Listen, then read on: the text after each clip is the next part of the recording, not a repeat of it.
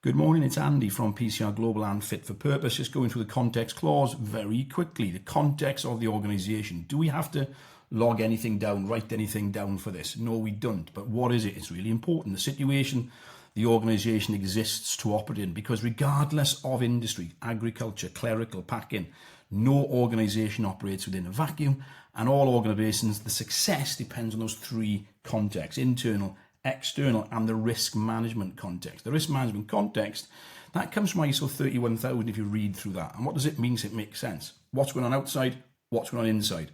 How we deal with that depends on what's going inside and how those risks overlap. Risk being a threat and an opportunity in enterprise risk management, really important.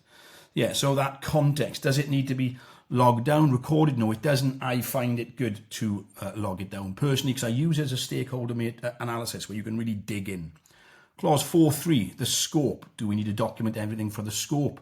Yes, we do. A scope statement. Remember, we've got to look at our geographical scope, how far we go, which offices do we cover, which countries do we cover, but then also the actual scope of our service delivery. What is it? So determine the boundaries.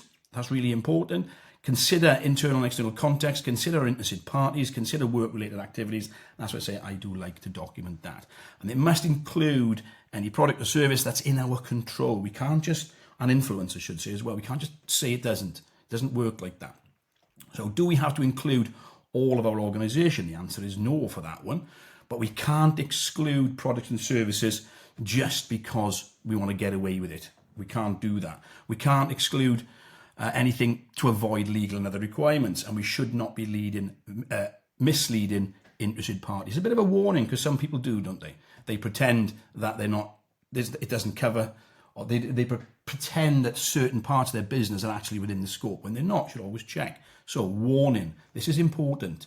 So think of this conversation. Does their scope of service include why we use them? Sorry, boss, we onboarded them because they have 9001. However, our consultant just highlighted the scope on their cert says door supervision, and when we hired them for search and detection dogs. A lot of companies do this. They mess about with their scope.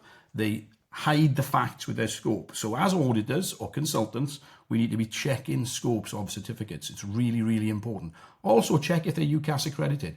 Many people aren't UCAS accredited, and does that matter? Well, it really can matter. And that happened not that long ago, maybe about 6 weeks ago, to a client we were talking with. And yes, they'd gone down the non-UCAS route when they needed it. And remember, if somebody is non-UCAS accredited, it is a little bit like a self-licking lollipop, isn't it?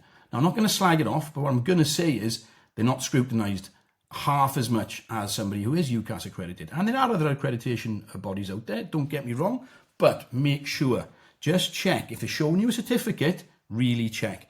Is their geographical scope of delivery included in their certificate? I'm not sure, boss. So I guess we don't really know if the person is providing the actual service, if their activities fall under that occupational health and safety 45 security management system. Be very mindful of that. It's a really easy mistake to make. And quite often when I go in and audit companies, I will find that out pretty quickly. Like, well, hang on. The companies that you're using, the companies that you've signed off on, they actually don't even, the management system's not even covering their activities.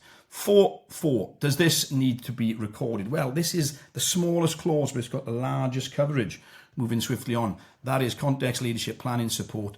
That's your entire management system, isn't it? Your entire management system.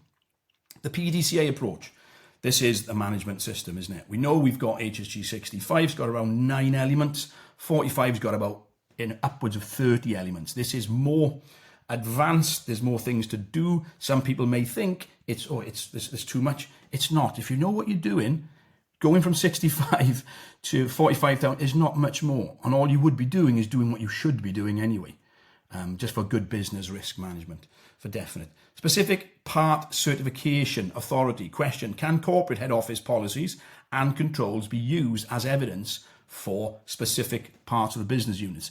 Yes, if they are applicable and if they conform. So yes, we can. So we can use corporate policies elsewhere, but they've got to be applicable. They've got to conform. That's the important part. So yes, they can, right? But if they're in scope, if they're out of scope, no, that's the key here. So we've got to be careful when we are using policies from other areas, because if we use policies from other areas that aren't in scope, then ultimately we've just brought them in scope. So we've got to be really clear on that. Okay, so questions and answers.